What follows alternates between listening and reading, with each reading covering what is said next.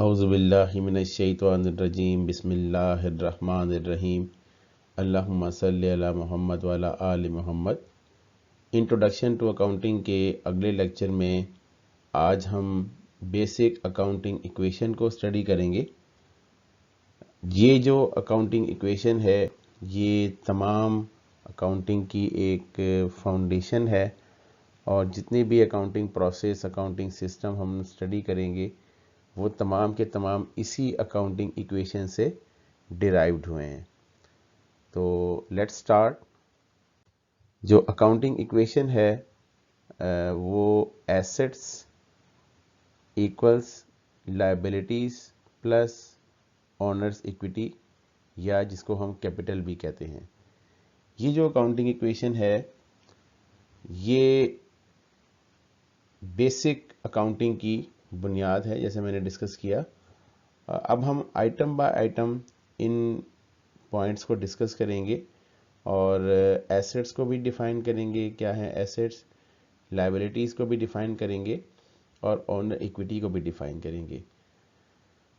आगे जाने से पहले एक चीज़ क्लैरिटी यहाँ पे हम पहले से ले लेते हैं, जो कि ये अकाउंटिंग इक्वेशन है। तो ये अकाउंटिंग इक्वेशन जो है बिजनेस में होने वाली ट्रांजैक्शंस के नतीजे में हमेशा बैलेंस रहेगी, यानी जो भी ट्रांजैक्शन अकर होगी वो अकाउंटिंग इक्वेशन पे इफ़ेक्ट करेगी और उस अकाउंटिंग इक्वेशन पे इफ़ेक्ट आने के बाद ये इक्वेशन बैलेंस रहेगी। इसकी इलस्ट्रेशन भी इंशाल्लाह हम अगले लेक्चर में डिस्कस करेंगे ताकि आपको इसका बेहतरीन आइडिया हो जाए।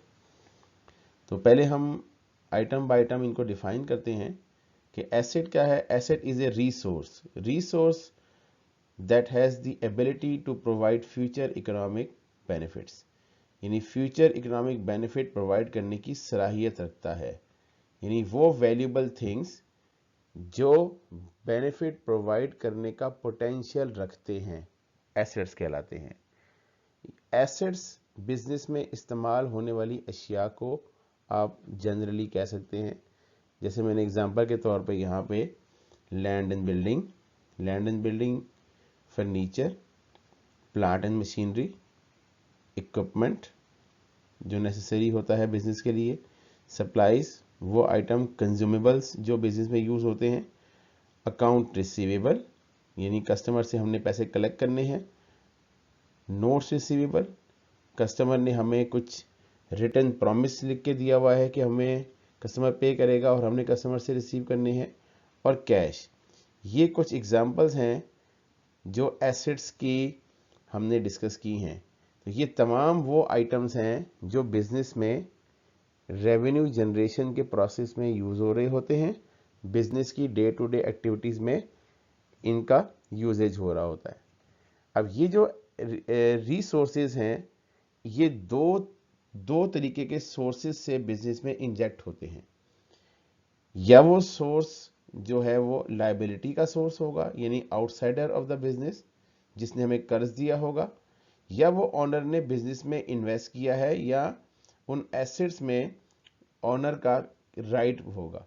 यानी यहाँ पे जो वर्ड इक्विटी है, जो ऑनर्स इक्विटी का वर्ड है, इक्विटी के मीनिंग होते हैं राइट इन एसेट्स।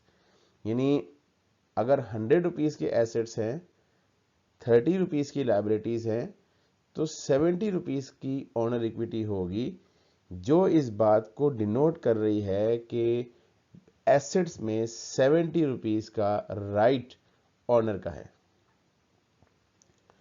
अब हम डिफाइन करते हैं लायबिलिटीज़ को। लायबिलिटी इज ए क्लेम, ठीक है, इट इज ए क्लेम और ऑब्लिगेशन, ठीक है।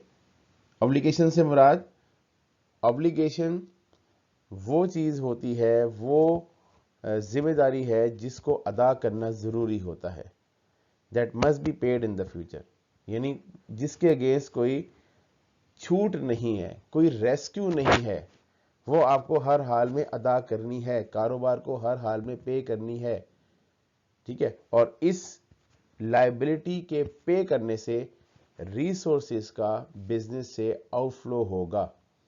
ऑब्वियसली जब हम कोई लायबिलिटी सेटल करेंगे, कोई लायबिलिटी पे करेंगे तो कैश रिड्यूस होगा और कैश हमारा एसेट है।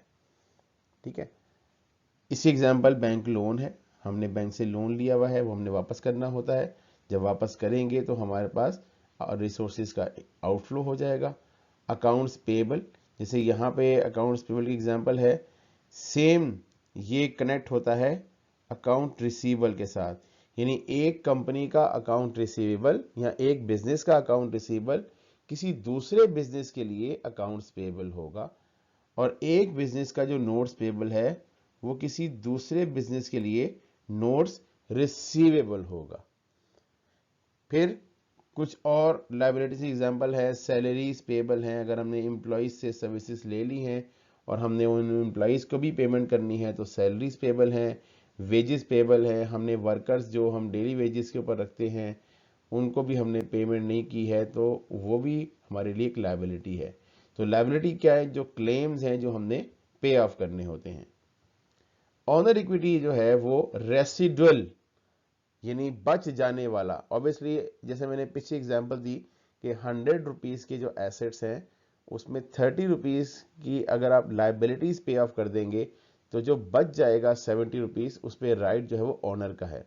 ठीक है, और यही चीज इसकी डेफिनेशन भी है कि it is a residual claim on the assets after deducting या after all liabilities have been paid in full. जब तमाम लाइबिलिटीज पे हो जाएंगी तो जो बच जाएगा उस पे मालिक का हक है, जिसको हम ऑनर इक्विटी कहते हैं, कैपिटल कहते हैं।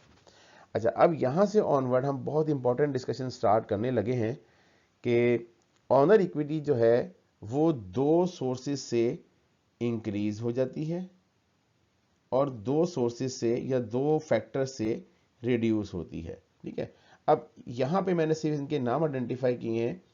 थोड़ा सा मैं अकाउंटिंग इक्वेशन को जरा अगली स्लाइड में जरा एक्सपेंड करके बता दूं और उसके बाद हम एक डिटेल से इन कंपोनेंट्स को of the owner equity detail से डिस्कस करते हैं इंशाल्लाह।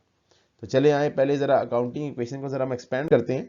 तो अकाउंटिंग इक्वेशन जो है बेसिकली जो बेसिक स्ट्रक्चर है वो तो यही है कि assets equal liabilities plus owner equity. ठीक है, इस स्लाइड का मकसद सिर्फ ये है कि जो ओनर इक्विटी है उसको जरा थोड़ा सा एक्सपेंड करके हम दिखाएं। तो देखिए ऑनर की इक्विटी में अगर आप देखें तो ये चार आइटम आपको नजर आ रहे हैं, एक ऑनर कैपिटल, एक ऑनर ड्राइंग, एक रेवेन्यू और एक एक्सपेंसेस। इसमें से दो आइटम ऐसे हैं जो ऑनर इक्विटी को इंक्रीज कर रहे हैं, जो कि कौन कौन से हैं जी?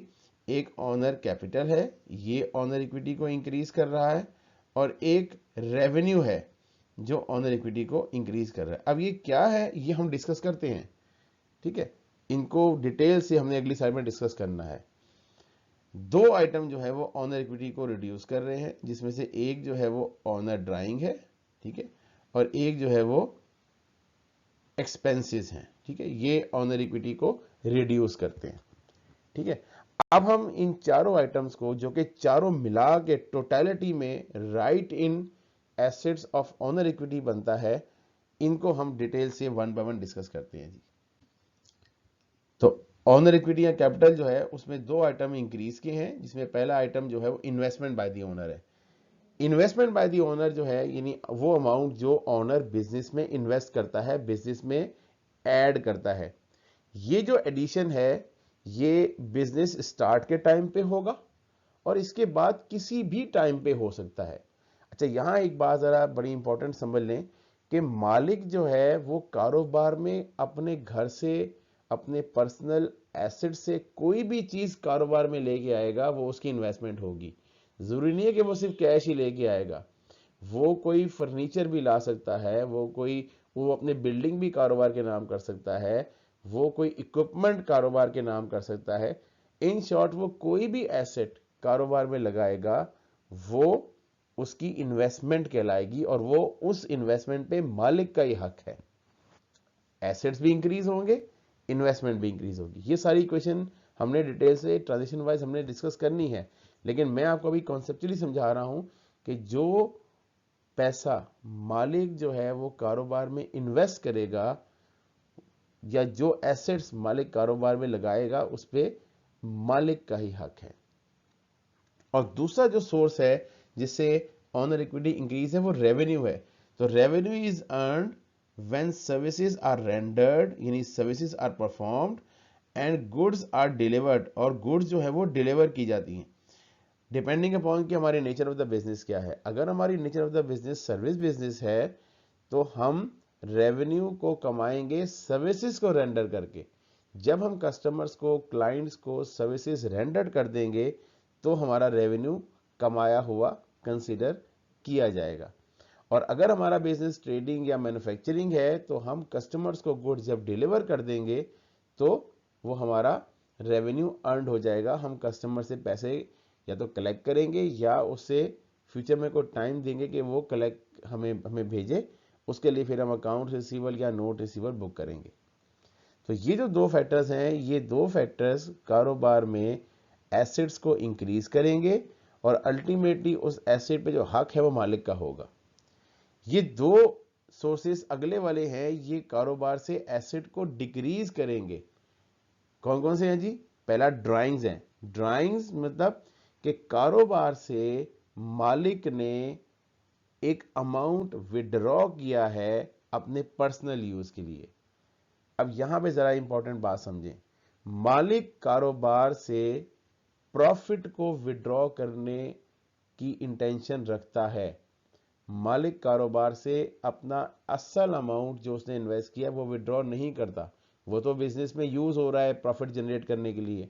तो मालिक जो है वो कारोबार से प्रॉफिट की एंटिसिपेशन के तौर पे जो चीज विड्रॉ करेगा, क्योंकि देखें उसने अल्टीमेटली प्रॉफिट कमाना है और उस प्रॉफिट पे उसी का हक है, वो उसी प्रॉफिट को अपने पर्सनल एक्सपेंसेस के लिए इस्तेमाल करेगा। क्योंकि मालिक ने कारोबार किया ही इसीलिए ना कि वो अपने एक्सपेंसेस को मीट करेगा कारोबार के प्रॉफिट से। तो वो जो कारोबार का प्रॉफिट आएगा उसको अगर मालिक विड्रॉ कर रहा है कारोबार से तो वो ड्राइंग्स हैं।